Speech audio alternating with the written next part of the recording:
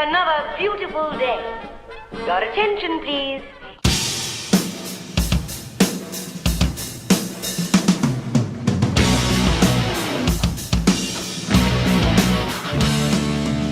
Hello again, prisoner pals. Welcome to Back in the Village, the Prisoner Podcast. This is it. This is our wrap-up episode on Patrick McGoohan's The Prisoner. We've done all 17 episodes, and now we're just going to take it off into the sunset. I'd like to thank everyone who's listened, everyone who's tweeted at me, everyone who's emailed me. You guys have made this a blast to do. And I'd like to thank Wes for being my co-host through this, and hopefully now he's a new Prisoner fan. We have a lot of notes this week, too many to really name, so I'm going to just say head over to backinthevillage.com to check those out. It's got some good stuff there. This, however, is not the end. Wes and I are going to take a couple weeks off, and then we're going to come back and do 1 or 2 episodes on the Jim Caviezel AMC remake from 2009. We haven't entirely figured that out yet, but that's what we're going to do. And then it'll be the end, unless we can think of something else great to do. But there's no more Prisoner to cover, so, not my fault. But again, thank you guys. Thank you, Wes. This has been awesome. And enjoy our wrap-up.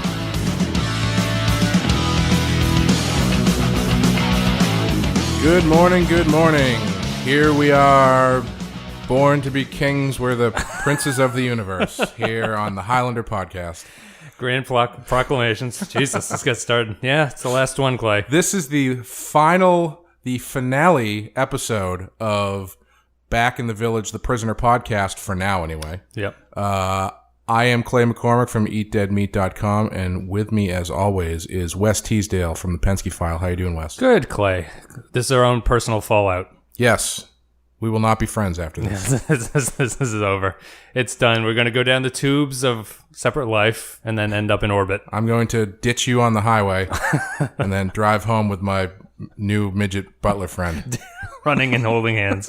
Oh, quality. Well, it's been quite a ride. Yeah. How do you feel having completed the series? I feel like completing a series in a television series podcast is not as common as it should be. No, it definitely isn't. It feels good to complete a TV series in general. Mm-hmm. We're in the midst of Sons of Anarchy, which is not going particularly well. But watching. Yes, yeah, okay. It's on Netflix. But for The Prisoner, a little bittersweet. I think I look back on it. I rewatched a couple of the episodes just to sort of refresh myself, mm-hmm. and I think they seemed more. Or I had a different appreciation for them on the rewatch. I think it added a little bit to it. So yeah, it's been nice. I think I could go back and see a couple of them again. I think there's a couple I probably would skip or stay away from. But it's been good. It was a fun series to do. Yeah. Well, the few that you went back to watch again, was it to prepare your ultimate viewing order? It was your ultimate custom viewing order. I had if anyone's listening and anyone's interested in doing a podcast, if you're doing something like this, take notes so that you remember what you talked about. And I'll be honest with you, I went back and listened to a lot of our podcasts so I can remember what I said. I might be contradicting myself. That's the thing, because I didn't want to go come up with my own order and then listen to it back, or have somebody email me and go, your order is completely contradictory to everything you've said. It's like, hey, well, it's like number one is your own worst enemy. You listen to the podcast episodes in the wrong order. Yeah. That would have been the Yeah, our order that we're telling you is actually the order in which you should listen to the podcasts, not view the episodes. Absolutely. What's your response to what could really only be adequately described as a cult, which has grown up around that series, a kind of mystique about it here and in Europe? Yes, I'm very gratified, because when it came out originally in England, there were a lot of haters of it. They were angry? Oh, yeah. Walking around the streets, it was dangerous. Why? For me. Why were they angry? Because they thought they'd been cheated. Because it wasn't, a James Bond #1 guy. It was themselves. Yeah, well, we'll get into that later, I think. So, what lingering thoughts do you have about the series in general? I think lingering thoughts. My main takeaway is that I know there is a remake to this one, but I know that you don't particularly like it, but I think that I think if any series could be remade, I'd imagine it could be this one. Mm-hmm. I don't understand. I haven't seen the remake, so I don't know what went wrong. You haven't seen the remake yet. Upcoming. we haven't watched that yet, and the TV, it's the same way I feel I've mentioned it before about Star Trek, the original series. It's TV from the 60s is just too old at this point. It's like, it feels wrong. It doesn't feel particularly right. And I think that The Prisoner, the original version of The Prisoner, is kind of that thing. Like, you could really remake it into something modern and focused and lean. And I think it would be good. You could change it a little bit, but, make it different enough. But that'd be my one main takeaway. That and McGoohan is great in that role. McGoohan's a great actor, which you have to watch some of his other stuff to appreciate. And I think that's my main takeaway. Just sort of the 60s sci-fi is a whole beast into and of itself. It really is. The thing that strikes me when you look at the umbrella of 60s sci-fi is how innovative and unique it was pretty much across the board. Yep. And how long-lasting everything it brought to the table is. Yeah. I mean, Star Trek, obviously, we're coming up on, 50 years of Star Trek? Yeah, at least. It must have, maybe did it have its 50th year recently? I think the 50th is like next year. Next year, okay. Because they're all, getting all pissy because there's not going to be a movie coming out. Yes, that's right. Yeah. And obviously last year, I think last year was 2 years ago was the 50th anniversary of Doctor Who. Okay.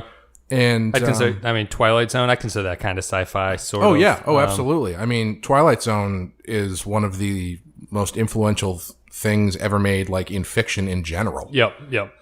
Everyone knows the monkey on the plane. Exactly. Yeah. And you watch any of the first 15 seasons of The Simpsons in their Halloween episode, there's at least one Twilight Zone parody or ripoff. Yep. And I think The Prisoner is right up there with that, but I just think it's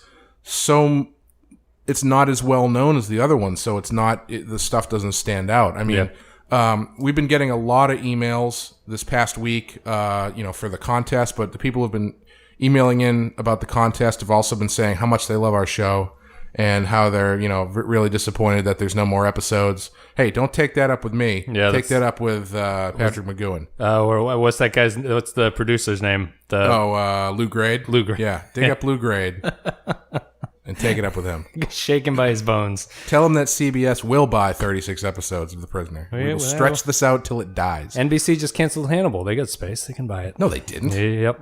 What? Yeah. Didn't that just get... start its third season? It did, yeah. It just got canceled today. No, wow. We've instantly dated the podcast. I'll be like, wow, Hannibal? Yeah, but that's gone. Wow, that's crazy. I thought that was like a big hit. Not ratings-wise. Wow. Critically, yeah. I had my issues with that show. Mm-hmm. Anyway. Two serial killers fighting each other is just kind of silly. Anyway, not as silly, or I should say that's more silly than, two versions of your own self fighting each other. Yes, but,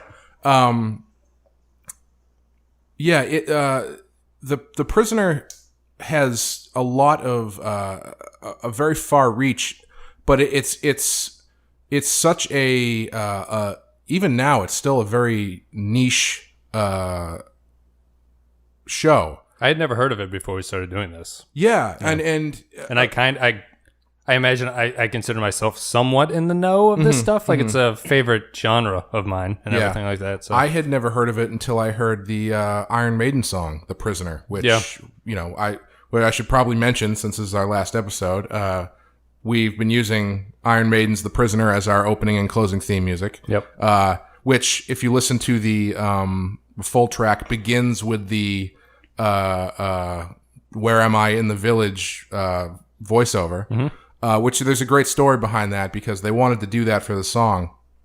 And in order to do it, they had to call McGoohan to get the rights to do it. Sure. And so they're all gathered around as their manager calls up Patrick McGoohan and he stumbles over. He's like, hi, I manage this band, Iron Maiden. We really like The Prisoner. We love to use the thing. I'm no number in the thing. And as the manager tells it, he spits out his words. There's a pause, and then just hears, "Do it," which is probably the best way you could have that conversation go. You know what? McGoohan would have been great as. He should have been cast as Sidious in the Star Wars prequels. Yeah. He kind of looks like that guy anyway, but he would have owned Star Wars. He's got the right shitty attitude to go like if he plays the sixth character as Palpatine or Sidious or whatever. Spoilers. That would be pretty great. Yeah. But yeah, as I was saying, we've been getting a lot of great emails from people saying that they're sad that there's no more episodes for us to cover, and that our show has allowed people, who have loved the show to look at it from a new angle, which is incredibly flattering. I mean, when we started this, I didn't think anybody was going to listen to it at all. Yep. So to have people writing in saying stuff like that is it's cool. It's great. It gives me a lot of things to respond to during my workday. People mention me on Twitter, which is fantastic. Appreciate it. But a lot of them have mentioned a show that's on now called Wayward Pines, which it's a M. Night Shyamalan produced show, and what network? Fox. And it starts. I watched about maybe half or 3/4 of the first episode, and it starts very similarly, where it's Matt Dillon plays some sort of I think he's a Is he an FBI agent? No. Protect the President. Secret Service. Secret Service. There you go. And he just wakes up on the outskirts of this town called Wayward Pines, and there's no way out. And, it's got very similar overtones. Yeah. And, I mean, that's, we're coming up on 40-something years since this show came out. Yep. Or almost close to 50. Yep. And you're still getting stuff that is, clearly stories like that are influenced by The Prisoner. Yeah. As I said, Iron Maiden. There's the episode of The Simpsons that McGoohan co-starred on, which we talked about a little bit. I believe the Austin Powers henchmen are directly parodied off of the Fallout henchmen. There's a Babylon 5 episode I think we talked about very briefly. That's a tribute to Once Upon a Time. Yep. And there's also a clip of I don't know what the character he plays is, but the guy who plays Chekhov on Star Trek. Oh yeah, Anton something or other. Yeah, there's a scene of his character being dismissed to a ship back to Earth, and he gets up and looks at his general and says, "Be seeing you," and gives him the salute. TNG, Next Generation, has the Schizoid Man. Schizoid Man, which was supposed to star McGoohan. It's all over comic books. Grant Morrison is a huge Prisoner fan. Alan Moore has the series League of Extraordinary Gentlemen. Yep. Which the edition of that called The Black Dossier makes mention of the Village and Rover. Oh, really? And there's a run of Fantastic Four back in the 60s that Jack Kirby did, where the Fantastic Four go to Latveria, where Doctor Doom lives, and they basically show up in the Village. Oh, really? And Kirby was clearly a huge fan of The Prisoner, because he even attempted to do his own comic book version of The Prisoner. Sure. Which there's some. He never completed it, but there's some pages online, which I'll put in the notes this week. It's probably going to be a lot of notes this week for lots of stuff like that. Backinthevillage.com. Yeah, and it's very cool. I mean, his style fits pretty well for the look of the show, because he's got a very surreal, not hyper realistic, but hyper stylized, energetic style that fits the Prisoner very well. And of course, Lost. Everybody always talks about Lost. Every time you bring up the Prisoner, someone says, "Oh yeah, kind of like Lost." It's like, well, no, I mean, it's kind of the other way. Now that I'm thinking, I'm sorry if I'm not trying to derail, but who'd be a great director of the new Prisoner series? Who's that? David Lynch. Yeah. Because what can I think of his show? Twin Peaks. Yeah. Twin Peaks would. It'd be an even weird. If you were upset with Fallout, I think you'd probably be killing yourself over what David Lynch would do with the material. But that'd be fascinating, something along those lines. Well, it has all the things that David Lynch likes: weird, bouncing balls, just weird objects midgets, that people want to, like little people. And I mean, I would be amazed if he was not somehow influenced by The Prisoner. Yep. And we also, I was sent an article by I can't for the life of me remember who sent me it. I was looking it up and I couldn't backtrack to the name. Sure. But whoever you are, thank you for showing me this. It was an article from 2009 that came out right before the remake came out, and they were talking about the legacy of The Prisoner. And it actually answers the question we had last week, our big question, which was, how the hell did they afford to use a Beatles song in Fallout? And the answer is, the Beatles were all huge Prisoner fans. Oh, really? And apparently, after they made Help, which actually co-starred Leo McKern was in Help, they were going to make another movie, and they were going to base it on The Prisoner, and McGoohan was going to direct it. Wow. Yeah. That's weird. But it fell through, as those things do. And when McGoohan asked if he could use the song, they let him use the song, and it's the only time they ever licensed a piece of music to a television show. Wow. Crazy. Yeah. And even continuing down the line, George Harrison's son, Danny Harrison, has a band called The New Number 2. Huh. So, it permeates. It all connects. What is your response to all of the analysis and all of the philosophizing and criticism of the series? People have tried to make so much of it and to find so many levels of meaning and to parse it in so many directions. I'm astonished. For instance, the beautiful presentation thing that you prepared for our good friends here puts profounder meanings into many of the stories than I ever thought of. Or more pompous. Yeah. No, not at all. No. I think it's marvelous. I'm most gratified. One of the things that I really miss about modern, pretty much everything, is you and I were kind of like right in the end of a generation where you still had to dig to find stuff. Yes. So if you, for instance, the story I always like to cite is I miss video stores, but even more than video stores, I miss people letting you borrow tapes. Yeah. Like I remember the first time I saw Evil Dead was because my friend got his brother's shitty VHS copy of Evil Dead and was like, oh, we got to watch this tonight. It's like that kind of thing. And then, it adds to the atmosphere and it blows your mind. Yeah. And, it allows, it creates this air of mystery and discovery when you backtrack and you want to see where this stuff came from. Yep. And I think The Prisoner still is in that level of show that you can still dig to find. Yes. Because the way that everything else is packaged these days, to complete the circle of the Evil Dead story, you used to only be able to get that movie on VHS if you knew somebody who had it. Yep. Now you can buy 8 different versions of it on DVD, Yeah, and it's right. like, along with lunchboxes and, which to some extent is cool.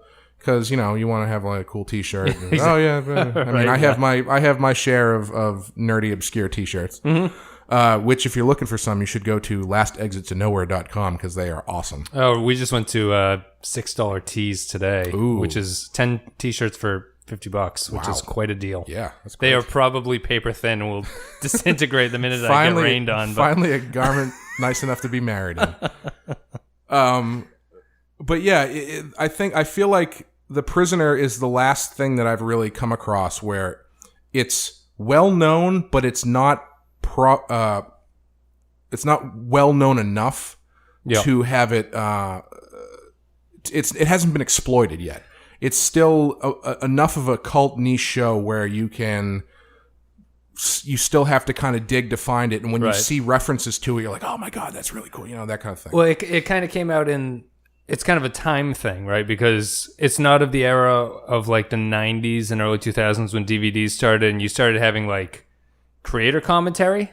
Like, so there was like a recorded bit of information. Right. It comes from an era where a lot of the people are no longer alive to like tell you what they think, or they were never asked about it, or it's just like these obscure he said, she said things where you're not sure. Like an actress said, McGoohan punched some guy right in the face, and the first assistant director denies such a thing happened. Right. Well, that brings up another thing I wanted to talk about was, as soon as The Prisoner finished its last episode, like the next day, it started causing controversy, as we've talked about, and people didn't know what it was about and what it was all supposed to mean. And it just sort of grew from there. And there's a great interview online that I mentioned last week. It's an interview with McGoohan and a man named Warner Troyer. Yep. And I think it's the first time that he really sits down to talk about the show. And to watch it, it's very interesting because he's giving you good stories, but much like that we talked about a couple weeks ago, the problems with Q&As. Yeah, yep. It suffers from that a lot. It has Q's. Yeah, it has lots of Q's, and he has not a lot of A's that he wants to give out. And the thing that's so fascinating about it is it's the result of a resurgence of The Prisoner that happened in the 70s because it was broadcast in Canada, and it really kind of added some heat to the cult status of it. Yep. And they started doing college courses based on it. And to the link from the link to the interview that I put in the notes, I'll put it in the notes again this week. Sure. There's a booklet that's all about the symbolism of The Prisoner and what it's based on and all this kind of stuff. And based off this interview or based off of it's just an analysis. Oh, it's like, it's like a college course book. Sure. And so this interview with Warner Troyer puts McGoohan directly in the pit with all of these people who have been studying this as like a work of art and work of literature. Yep. And it is clear immediately that he does not know how to answer a lot of these questions. Not that he doesn't know things, but I think he's a little overwhelmed with the stuff that they're asking him. Sure. There's a lot of there's a few magic xylophone questions. Yep. There's one great question, and I'm gonna put a bit of it into the show.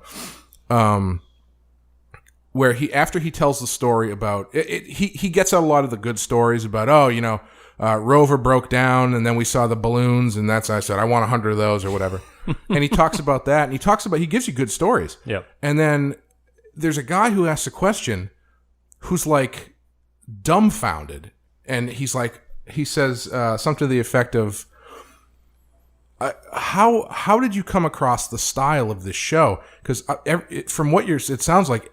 Everything that you did in this show sounds like it happened by mistake. Yep. Where did the style come from? And McGoohan says, well, I mean, some things happen by mistake, but the style was planned out. Yep. And he's like, well, yeah, but like stumbling upon Port Marion and the balloon, it all seems like it happened by mistake. And he goes on and he gives a great answer about it happened by mistake. But those things happen by mistake. But the larger picture, like the blazers and the pin, and that was all planned out. That was art directors worked on these shows. Mm-hmm. He wrote a 40-page, according to him, he wrote a 40-page treatise of what the village was, how it worked, where they got their water from, et cetera, et cetera. Yeah. And the guy's like, well, where do you find all these things? How do you find them? And his answer is, you find them because you're looking for them. Right. And it's really interesting because. It's a question of, it sounds like it's someone who doesn't understand how creative things are made. Sure. Because... Or can't understand that you can take something and turn it into a bigger goal. You know, it's not that... It's I feel like it's kind of representational of the problem with analyzing the show in general, or analyzing any show, is you have to understand it's not like the people writing the show or creating television are Homer. It's not, they're not writing the Odyssey, right? But with that in mind, they're still making a creative work, and when you're in a creative space, sometimes things just happen. It's sometimes you get lucky. Yep. And not everything is an ordained symbol from the beyond. You know what I mean? Right.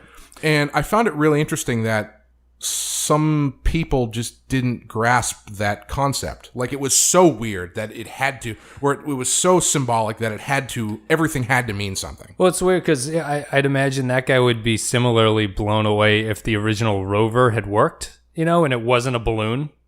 You know what I mean? Like, if it looked like that, he'd probably have the same opinion. He'd be like, that was incredible too. You'd be like, well, you said the same thing about the balloon. Like, it's either incredible because you like it, or it's just like we're just working things into a greater story. Basically, we're molding these things to what we want. Yeah, and he gets a question later on I think I mentioned it last week. The magic xylophone question, where this guy starts talking about the concept of the epic and the Idols of the King, which of course is a classic non-epic, and how the structure mirrors that of The Prisoner, and there are all these characters that show up in The Prisoner that are also characters that show up in epics, like the idea of the dwarf, like Angela Muscat. So was there any literary background to that, picking that character? And McGoohan's like, no, but he was great though, wasn't he? He might be number one. Do you ever think about that? We kind of tried to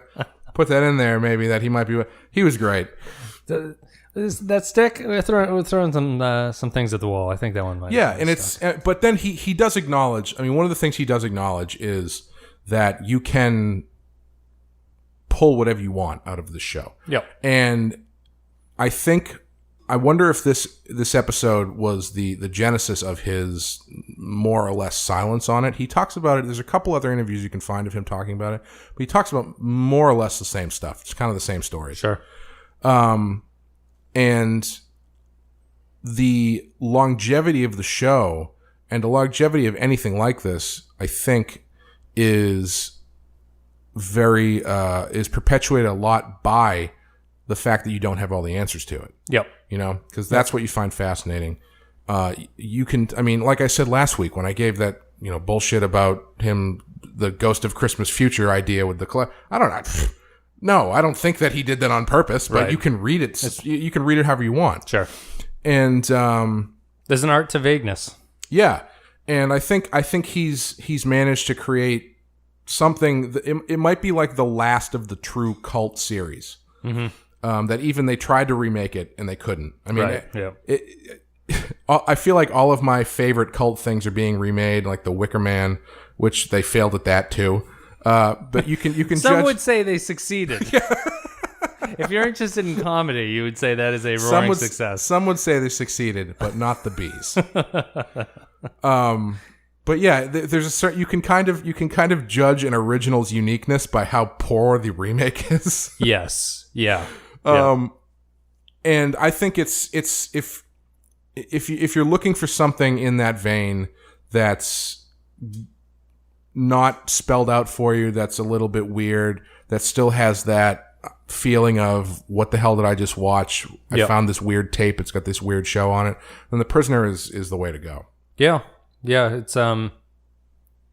It is something. It seems to attract a certain kind of audience. At least from the people we hear feedback from, who obviously aren't the entire thing. Bunch of weirdos. But it's very people into certain kind of TV. Yeah, people into certain kind of. It's fairly dedicated. I mean, I think I said in the first episode, I don't think I've ever met someone who was a fan of The Prisoner who wasn't a huge fan of The Prisoner. People love it. Yeah, I was at a comic book event a couple weeks ago.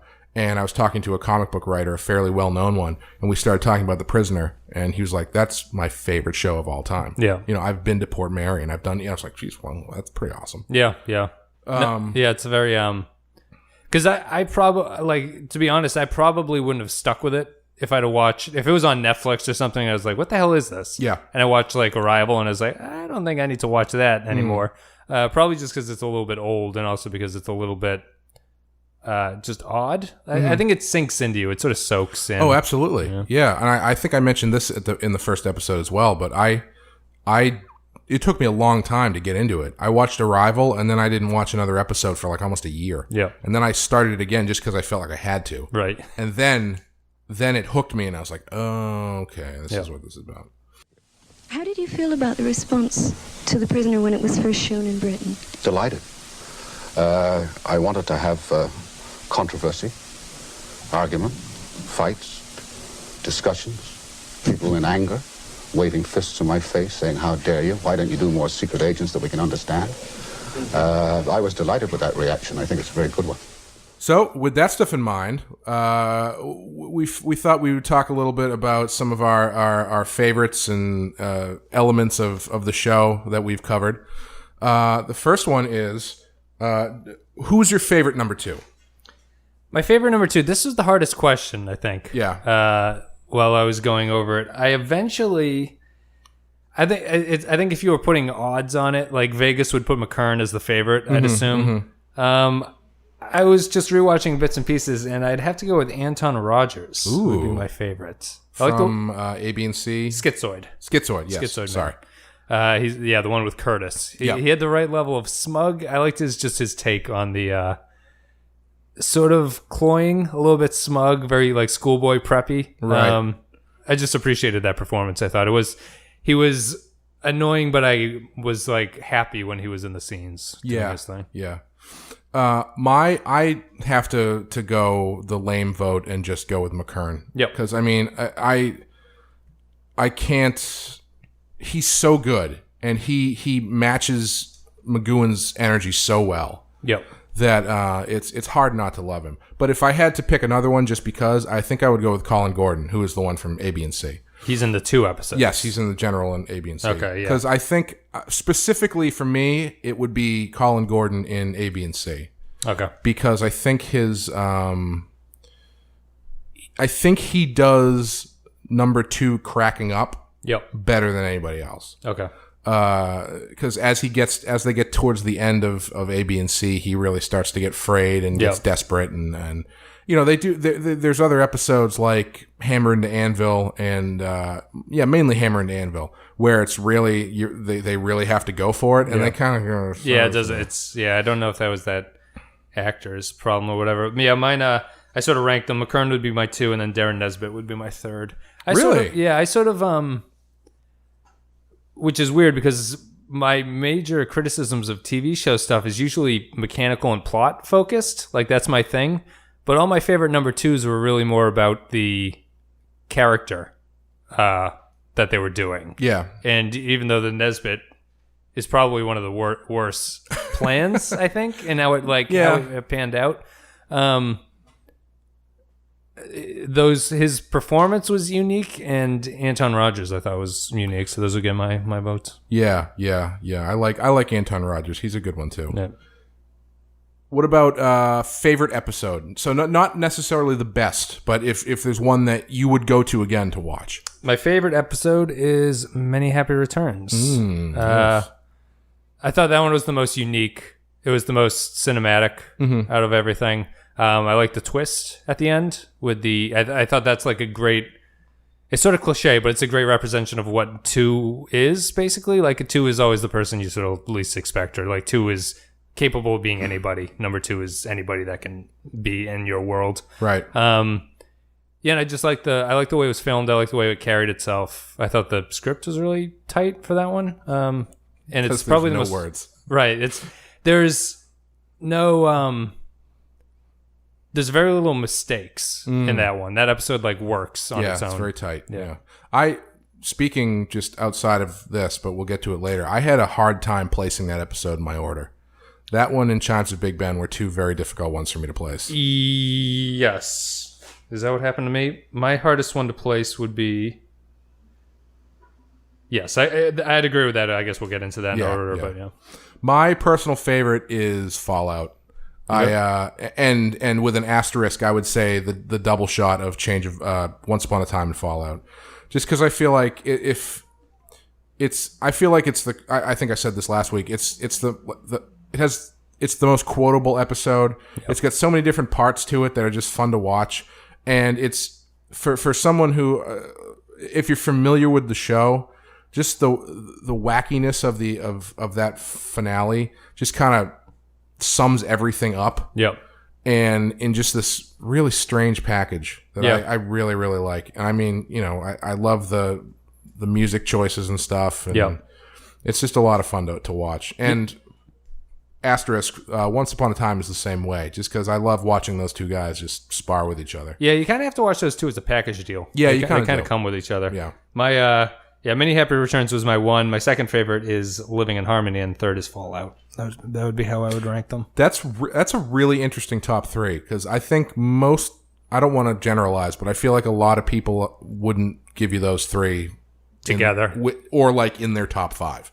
You'd say one of them would not. One of them's the odd man out, kind of. No, I feel like those three are odd men out. So if you said, what are your top 5 favorite Prisoner episodes? I feel like those three don't show up very often, which is too bad because, I mean, that was one of the things that I really enjoyed about doing this is that it gave me a lot more respect and admiration for some episodes I used to write off. Like Living in Harmony, I always kind of liked a little bit. Yeah. But, it's like, it's a Western. But this was the first time I really watched it and saw what was going on. Yeah, yeah. Which, in the Troyer interview, McGoohan actually, as they're talking about symbols and stuff, he actually says, well, and then there was the one that was a Western, and I don't know what you guys thought about that, but I made that because I just wanted to make a Western. Right, yeah. So, he said you can read into it whatever you want. It's smashing. So, we've done favorite episode. Best 2. Favorite episode, favorite number 2, or best 2. What do you think is the best episode? So, we're talking like, not your favorite doesn't necessarily have to be the best. It's what you think is the most well-crafted episode. I have a hard one here because I don't want to be boring, but I do think it's Many Happy Returns. If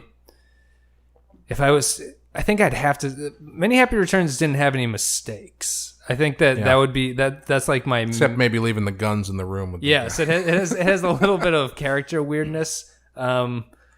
Where I think some of the other ones, like either the plot has a problem, like 2's plot is either kind of weird or wishy-washy or something like that, or like how 6 reacts to something doesn't make sense. What would be yours? I think I'm going to go with that one as well. Yeah. I think if I would say Many Happy Returns, and part of me wants to say Free for All because Free for All might be up there. Free for All has enough frayed ends to it that I think like you said, Many Happy Returns is really tight. It's really, really unique for television in the 60s. Yeah. But I do think that Free for All is a better representation of the prisoner than Many Happy Returns is. So I think if you, because not to ruin our next category, but it'll be our next category kind of talk about this. This one would be my choice, but I do think Free for All would be a better episode for that. Yeah. Well, let's get into it. Our last one we wanted to talk about was quintessential episode. So this is if someone was saying The Prisoner, what is that? I don't know anything about it. You have to pick one episode to show them, and that sums up the concept of the show. Yep. What episode is that? Yeah, right. So it has to be good, and it also has to be basically, if they watch the rest of the episodes, they'd say that is to be expected. That would be expected. You can't show them Living in Harmony would be like dead last for this one. Yes. Same with Do Not Forsake Me. This would probably or be The Girl Who Was Deaf. I mean, that one's weird. Yeah, I guess that one would be down there too. My quintessential prisoner episode is dun dun dun. Checkmate. Yeah. All right. Has reason? Has some problems with it, but I think it explains. It does a good job of explaining the village because it has the village plot where they don't know who the guards, don't know who the people are. It has a good turn at the end, like so 2 kind of wins, sort of in a way. Like the village comes out on top. It's got the great chess scene, which is a symbol of the whole story as to what's going on. I think it hits all the bases that you'd want out of a prisoner, like a regular quintessential prisoner episode. Yeah. Mine is, and this is, I think this might be informed a little bit by my own experience with the show, but mine is Chimes of Big Ben. Yep. I think Chimes of Big Ben is just the most representational version of the show. I mean, it's got everything. It's tight. It's got a good story. It's got a great twist. Yep. Great number 2. Chimes could stand on its own. If Chimes were the only episode of the show, it would make sense in and of itself. Yes, yeah, and that's what stands out to me is, I mean, you can show that, you could show a person Chimes of Big Ben before you show them Arrival, and it would still make sense. Yeah. Because the storytelling's really good, and you get everything you need. Yeah. And it's got, for my money, the best number 2, and the ending is just so bleak. Yep. I mean, it's just so. it's so bitter on all levels. Yep. And it's really what it's bitter and it's cyclical, which is basically what this show does the best. Yes. Yeah, those are his 2 Post-it notes on his writing room board. You didn't initially want to do 17 films? No, 7 as a serial as opposed to a series. And I thought that the concept of the thing would sustain for only 7. But we did manage over a weekend with my writers to cook up 10 more outlines. And eventually we did 17, but it should be 7. So, from that point, now that we've talked about our favorite and bests, et cetera, we should probably get into talking about the order of the episode, which we've been talking about for 17 episodes.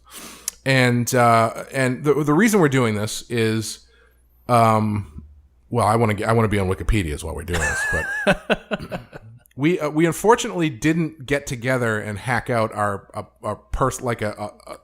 show combined order. Yes.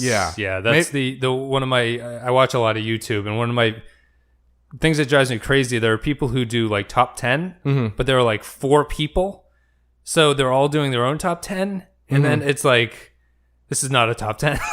You're blatantly lying to me about what this is. Yeah. But yeah, I don't know. I was thinking, I don't know how we'd have hashed out a ranking, like how to like weight the episodes against each other, because it's easy to do if we were ranking the quality of the episodes, you could assign like 1 is the worst, 17 is the best, and then you add the numbers and you get the sum, and that ranks the numbers between the 2 of us. It's hard to do that though for show order. Yeah.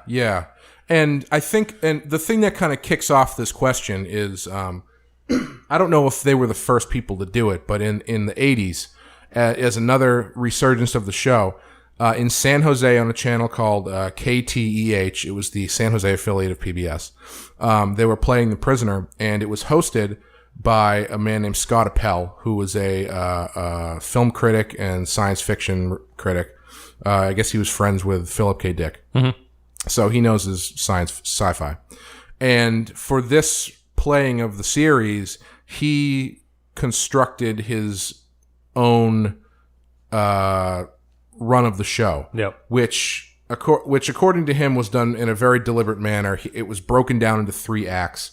The first act is where number 6 fights to get out of the village. The second act is where he fights to destroy the village, and the third act is where he fights to rule the village. Sure. And his order it's really good. Run through it real quick, I guess. So it's Arrival, Dance of the Dead, Checkmate, Chimes of Big Ben, Free for All, Many Happy Returns, Schizoid Man, The General, A, B, and C, Living in Harmony, It's Your Funeral, Do Not Forsake Me, Oh My Darling, Change of Mind, Hammer into Anvil, The Girl Who Is Death, Once Upon a Time, and Fallout. Yep. And it's pretty solid. I think. What order did we watch? We watched the. I guess it's the original broadcast. Order, okay. Which is actually different. So that's the thing. There's the original broadcast order. Then there's the official order. Okay. Which is from the company ITC, which is pretty much the same as the original broadcast with a couple moves. Yep. Then there's the order put together by 6 of 1, the fan club, which actually had enough pull behind it to one of the editions of the home videos they put out actually uses the 6 of 1 order. Okay, sorry, go ahead. No, go ahead. Because I was looking at the various lists, and I thought it was funny that the 6 of 1 is like a fan society. Yes, it's a fan I thought club. their order was by far the worst. I have to agree with you, okay. And I apologize to any 6 of 1 members who are listening. Yeah, that was... So okay, unless maybe I don't think I read this wrong, and I'm pretty sure this is how it's on Wikipedia, but they put A, B, and C before the general, which doesn't make any sense. Yes, is it? Yes, A, B, and C. Why A, B, and C? Sorry, refresh my mind. Because that's where they have the same number 2. Oh, I see. But okay. Clearly at the end, I mean, he even says it at the beginning where he doesn't say I am the new number 2, but he says it in the next one. Okay, yeah. So like that doesn't. It's clearly not supposed to be in that order. Yeah, I got the impression that maybe these people had watched it much more than I had, and they had some like super secret thing. I don't actually know what the logic behind what the logic behind it is. Looking at it,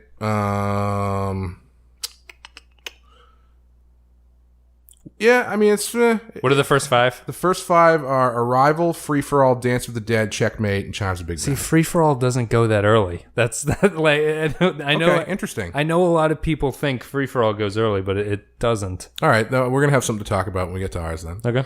The AV Club reviewer had his own order, which was kind of a tweak on the KTEH order. I mean, I was saying I thought the KTEH was the best order. Yeah, I think so too. I think of the ones that exist, I would. That's the one I would go with. It makes the most sense thematically, for what he was going for. But yeah, let's get into ours. Sure. And why don't you start with yours, and if you can talk about why you chose this order.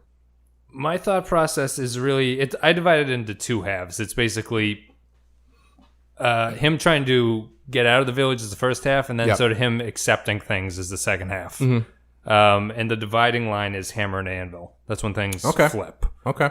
And then outside of that, it's really just I had a little bit of creative license where I would want to try to just to keep like if I was actually airing these episodes, I tried to break up what I consider weaker episodes with maybe a stronger one to keep people like interested. Okay. That's interesting because I didn't really think about it as like if I was airing it on television. So go keep going. And then just the other any sort of logic connections I could get. Like it's obvious that Schizoid goes before General. Yes. Yeah. Yes. Okay. Yeah. So what was your run through? All the way through? Yeah. Arrival, Dance of the Dead, Checkmate. This is exactly KTH so far. Mm-hmm. Then I had Many Happy Returns, then ABC, Schizoid, General, Free for All. Oh, so you broke up A, B, and C in the General. Yep. Interesting. Okay. So Free for All would be 8. Chimes of Big Ben is 9. Then Hammer and Anvil is the switch. Then it goes to Do Not Forsake Me because I wanted to put a little clunker in there after Hammer and Anvil. Then I had A Change of Mind, It's Your Funeral, Living in Harmony, Girl Who Was Deaf, Once Upon a Time, and Fallout. I thought the end is actually matches the show pretty well. Yeah, I think there's the end and the beginning are kind of indisputable. I haven't seen anybody who says 6 and a 1. What's that? 6 and a 1, right? Isn't their list different? In what sense? What are the first 3 from their list? 6 of 1 is Arrival, Free for All, Dance of the Dead, and Checkmate. Oh, okay. What I was going to say was I haven't seen anybody who's ever not had Dance of the Dead and Checkmate outside of the top 5. Yes. Except for... But we did watch them outside of that, but right? as far as as far as the list, yeah. And I've never seen anybody change up the last 3. The last 3 are the same across, and the last 3 are the same in mine too. Yeah, I was thinking because I was reading that too. And a lot of people, Girl Who's Deaf as 15, and I think you could kind of get away with moving it slightly, but not very far from that position. I just couldn't come up with anything that was better to go in that spot. Yeah, I don't. So, did you have an episode or multiple episodes that you found were the most difficult to place? Yes, I think that determining where Chimes of Big Ben and Many Happy Returns go is kind of difficult, mostly because I wanted to spread them out. Because I was, again, going as if I was airing this as a TV show. Right. I wouldn't want... They're too similar to go next to each other. Yeah. And I think that the second half is much more up in the air about what order you want to put things into. Right. And then A, B, and C, I thought was kind of a tough one to plug into a specific... It could have gone in a lot of places, I think. Yeah. I had a similar issue. Together again. When I speak of religion, I mean a moral attitude towards life. I would think that's necessary, yeah. Okay, then, is it fair to say that number 6 draws upon that? Is that the source of his defense? Is that how he gets up in the morning and faces another day in the village? I think that's a very good comment, and I think that it's probably true, yeah. I mean, moral force, which says I have a spirit of my own, a mind of my own, a soul of my own, and it's not all my own because it's joined with a greater force beyond me. I don't think he got up every morning and analyzed it to that extent, but I think that force is within him. my list was, I tried to grasp onto the through line I've been reaching for through the whole series, which is the change in demeanor in 6, which I think is kind of the same thing you were doing. Yep. And I found it difficult to do that alone because I found the episodes and the methods that were being employed to be, I feel like you could clump it by that as well. So I had... Sorry, clump it by technique or plan, or there's a few different things that kind of you can put together and combine. Sure. And the three that I originally, when I was laying it out, I thought I was going to have very clearly divided the 3 episodes where he leaves the village, and I was trying to think of how to define them as different meanings. So as far as like how he is as a person and where he is in his Sure. So those life. 3 would be Many Happy Chimes of Big Ben and Do Not Forsake Me, Oh My Darling. I resisted. Oh, that's right. He does. Yeah. Okay. I resisted every fiber of my being to just removing Do Not Forsake Me, Oh My Darling. Yes. I wish I could do that, but I'm going to play by the rules. Okay. So you can tell me if you're wrong. I feel like Do Not Forsake Me has to go last out of those. Yeah. For a while, I had it way up front. Oh, really? I had it in like the top 5. Okay. But then I realized that didn't make a lot of sense.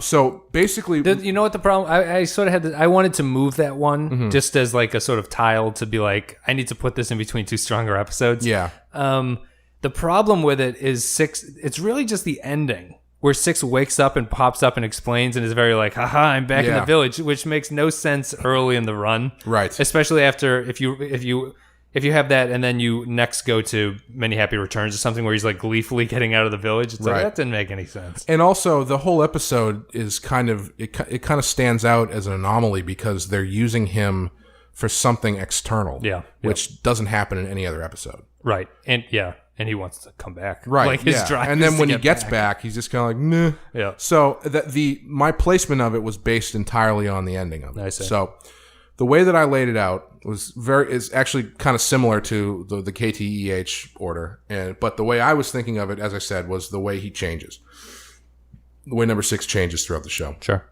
So my first chunk was based on 6's attitude towards the village, which is that of defiance and wanting to get out, but also all of the elements of the plot were there was no. It wasn't invasive. There was no drilling into his brain. It was all like we're showing you how the village works. Sure, more psychological than it was breaking him down spiritually. Yep. So that section I had go Arrival, Checkmate, Dance of the Dead, Free for All, Many Happy Returns, and I think that's where I capped it for that. Okay. Why do I have the feeling that Dance of the Dead needs to go before Checkmate? Do they not link to each other? Is it really? I think so. Okay, it must just be because of the ending that I'd put it there. Dance of the Dead has the very he loses and you know what I mean? Yeah, well, I mean, Checkmate does too because he thinks he's getting out. True. The reason I put it number 2, and I'm surprised. Yeah, nobody else has ever put it number 2. The reason I put it number 2 was I feel like it's so much of 6 feeling out the village. Yep. He's trying to figure out how the chess game works and what these people are and who does what and who's on what side. It feels very natural as a second episode. It would also explain why he does not continue to use the villagers to help him. Right. Because he realizes that he got screwed over by them, basically. Right. And I wanted to I was thinking about putting Dance of the Dead second, but I just couldn't because it's so weird. Like I was saying in the episode we covered that. It's too weird to be the second episode because you've not yet had an episode where they try to break him and you don't really get ideas of how the thing works. Sure. So I think it's just way too weird to be a second episode. I actually would put it later, I think, if I could, but I couldn't. I don't know. Couldn't break it out of that group. Yeah. So what's the order again? Your top 5, is it that you listed? My 1, 2, 3, 4, 5. Yeah, my top 5 are Arrival, Checkmate, Dance of the Dead, Free for All, and Many Happy Returns. Okay. So it ends with him getting out. Yep. Right. So the second section is where he has he gets kind of like I would have thought, I would have thought you were going to say the village is getting more desperate at this point. No, the second section for me was where his spirit gets kind of broken. Okay. And the first one I had there was Schizoid Man, because they really try to drill into him the idea that he is not who he thinks he is. But the next one, which is I think the linchpin for this turn, is Chimes of Big Ben. I really wanted to put Chimes of Big Ben as late as possible. Yeah. I started it out on my list as number 15. Yeah. But then I realized, just because I think it works, the reason I put it where I did was because he is comfortable in the village, but he still thinks he's smarter than the village. Right. And when he comes back, he is broken. Like he's totally bitter. Yep. He still falls for their thing, but he's totally bitter about it when he gets home. Yeah. And so from that point, I had it go into the section where he's not really active, so he's kind of passive, or at least if not in his actions or in his attitude. Yeah. I feel I could assume that this group of episodes are going to be things happening to him in the village. Is kind of or around him. Yeah. Like I'd imagine Schizoid General, I'd assume, would be one of them. I had Schizoid before Chimes, so I had Schizoid number 6. Yes. Schizoid, and then you had Chimes. Yep. And then, sorry, go ahead. And then I have It's Your Funeral, Living in Harmony, Do Not Forsake Me, and the General, the next group. Yeah. And that group kind of ends with A, B, and C. So I go the General, A, B, and C. And the last section, I should also say that middle section is also representative of his actions starting to break down the village. Yep. So his attitude in the village is more of not compliance, but he's not trying to escape anymore. These are all the episodes that don't end in him trying to escape. Yes. Yep. But his actions throughout the episode foil the plans of the village or start to break the village, and so. That's why I was saying I was looking at the ending of Do Not Forsake Me, Oh My Darling, because it ends with that machine blowing up and their plans to getting the thing all messed up. Yep. And Living in Harmony is the first time that the tactics of the village start to fold in on itself. Yep. And It's Your Funeral obviously is. I wanted to put It's Your Funeral later, specifically because he has the opportunity to leave, but he doesn't do it. Yeah. But I don't know. I couldn't find a place for it that made sense. Yeah, not to distract, we'll get back. I find It's Your Funeral to be the least memorable of the episodes. I don't feel like even the other ones that are worse, I remember them for what they are. Yeah. It's Your Funeral is probably the hardest one to place, if anything. And then maybe ABC. That would be the other difficult one to place. Although the plot of that one is so memorable. Yeah. Sorry, go ahead. Well, so after you get to the General, the end of that run for me is A, B, and C. Yep. Because I feel like A, B, and C is the first time, or I put A, B, and C in there as the first time that they try to break him invasively, that he turns it back on them. Yep. Because all the other times that's happened, it's not been like he has reversed their thing or whatever. He's like just kind of Living in Harmony gets fucked up just because it gets fucked up. It's not because 6 turns the stuff back on them, Right, or the General, he just breaks the computer. Right. That's the end of it. A, B, and C is the first time where he exerts power over them. Yeah. And so from that point, I had A, B, and C, Change of Mind, Hammer into Anvil, Girl Who Is Death, Once Upon a Time in Fallout. Oh, wow, that's a late Hammer into Anvil. Yeah, my main turn, like I was looking at it, I was trying to look at it the way you were, so it's like, what is the turning point? Yep. But I couldn't define just a half and half. Because I feel like there's that middle section where he's just sort of bumming around. Right, yeah. That he hasn't made that decision to really be aggressive. Yep. And it just kept getting moving further and further down. Yeah, that makes sense. So to recap, my list is Arrival, Checkmate, Dance of the Dead, Free for All, Many Happy Returns, Schizoid Man, Chimes of Big Ben, It's Your Funeral, Living in Harmony, Do Not Forsake Me, Oh My Darling, The General, A, B, and C, Change of Mind, Hammer into Anvil, Girl Who Was Death, Once Upon a Time, and Fallout. Interesting. I should have been completely weird and been like, but Fallout is like the first episode. Because if you watch it, you can tell that it's really like begins or it ends where the show starts. So it's really the first one. It closes in on itself. I know. I was wondering if you were going to get crazy and not have Arrival be the first or not have Fallout be the last. Honestly, I thought about it for about half a second. It's like, there's no way I could do this. Actually, the only way you could do it if you put Arrival after... No, you can't. Because I was going to say the only way you could do it is if you put Arrival after Do Not Forsake Me, Oh My Darling, because he gets his mind wiped in that episode. Oh, that's true. But he doesn't. He seems to know where he is by the end of it, so they screwed up that too. Just take that episode out. Yeah, poorly thought out. So, if anybody out there wants to amend Wikipedia, or we can just do it ourselves. Yeah, we can do it ourselves. Go check out our amended Wikipedia page. Yeah, I guess we should be put in there as Wes's order and Clay's order from Back in the Village, the Prisoner podcast.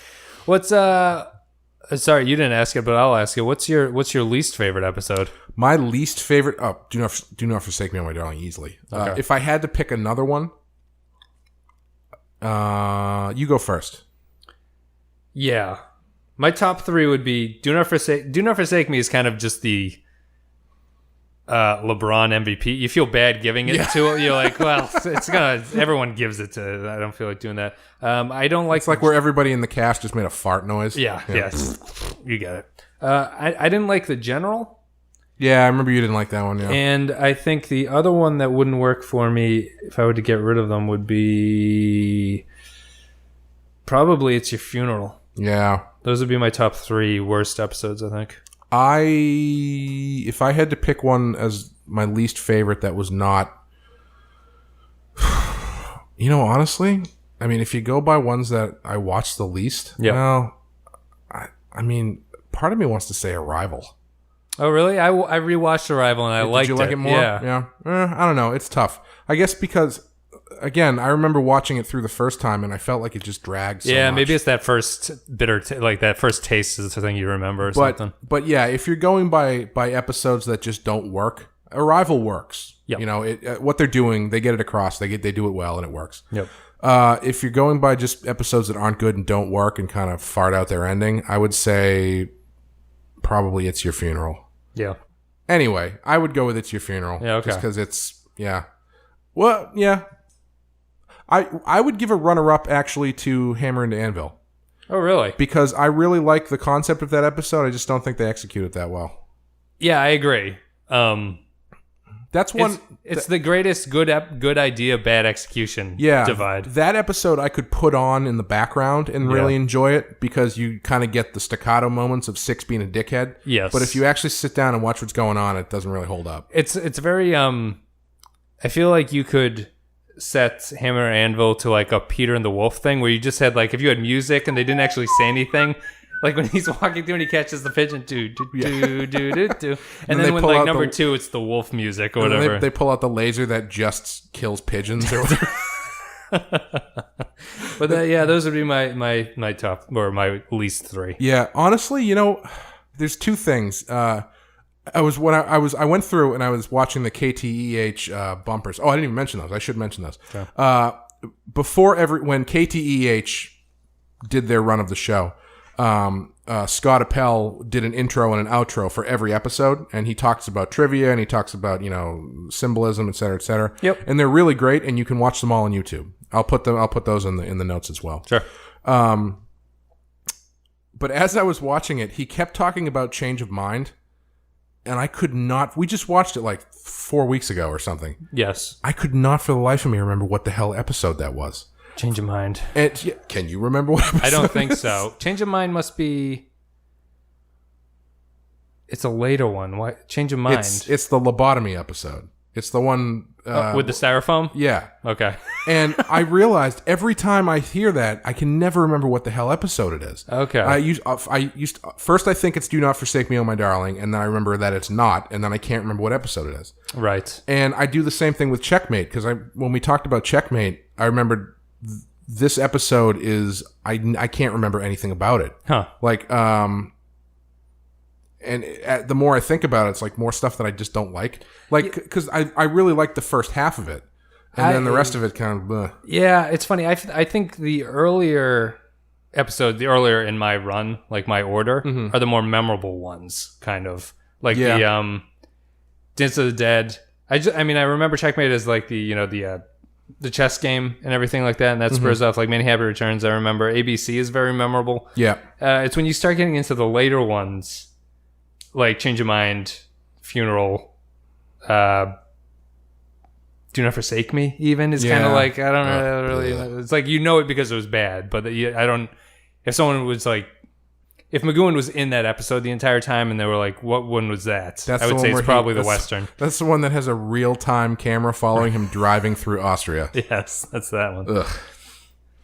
Ugh. Yeah, but that was an interesting exercise because it was a lot harder than I thought it was going to be. It was. Because it just goes to show, what we've talked about. There's so many different things that you could latch onto to choose your order. Yeah. And I'm sure maybe 6 of 1 has a completely different reasoning. Yes. They might latch on to, other stuff. Yeah. No, mine is based on opening all the episodes in Wikipedia tabs and then going back and saying, oh, right. We should have one that's made entirely of the heights of number 2. Yes. The actors number 2. Yeah. Yep.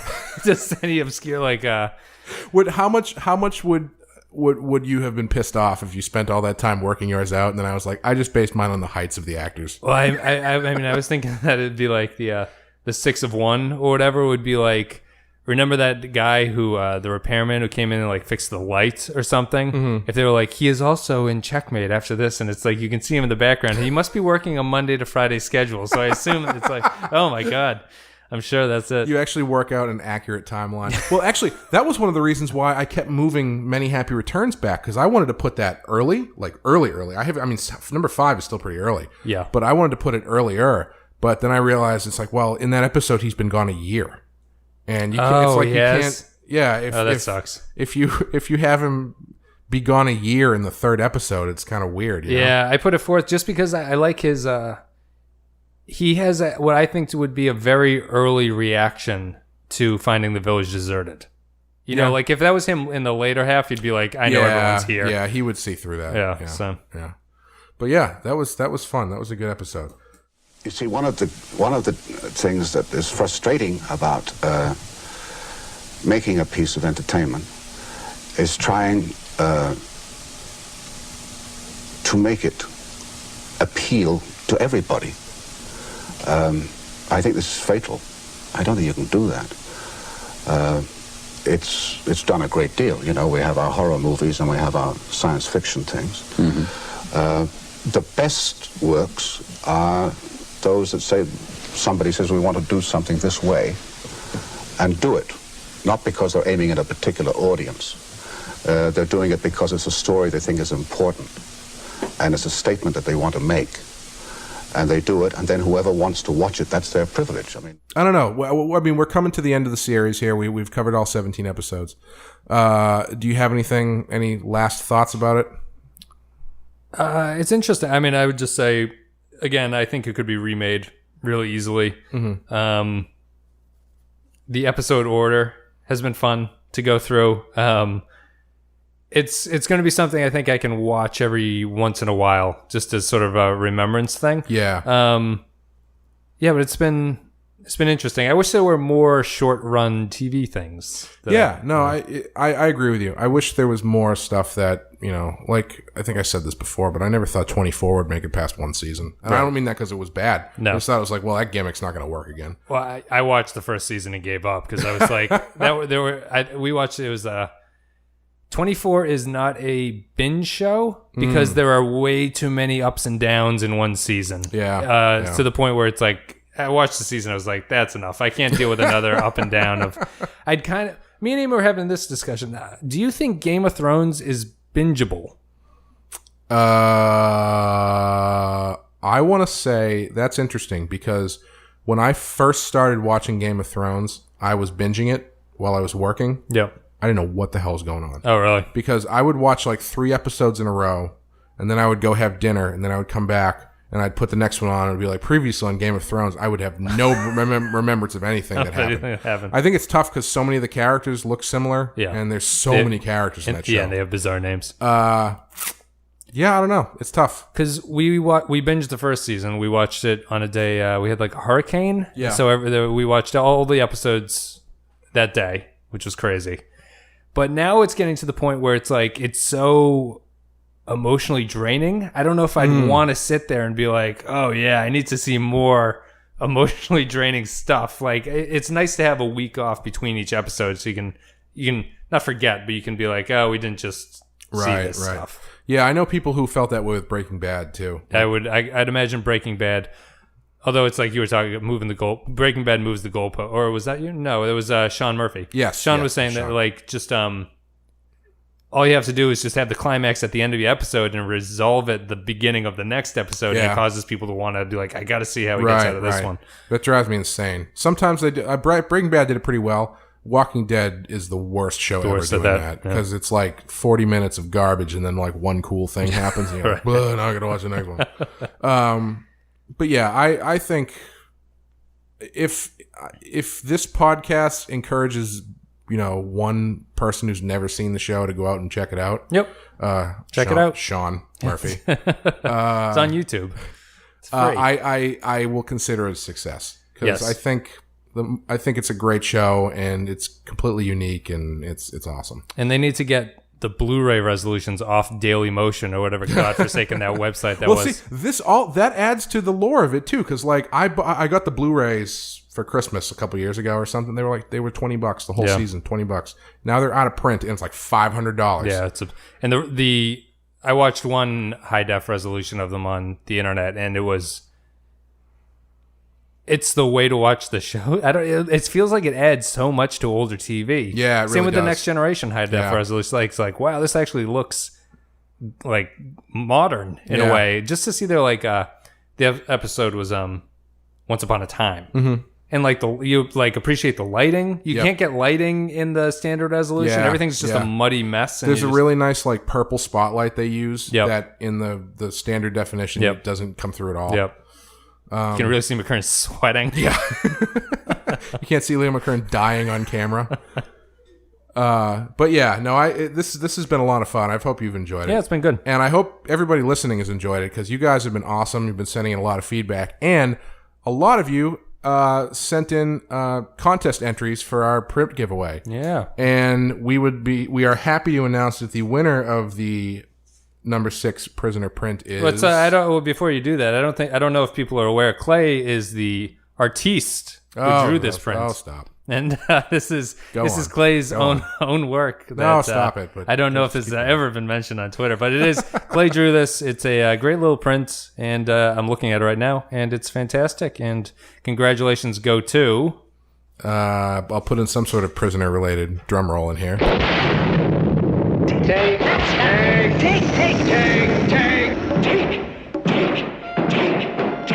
I am not a number. I am a free man.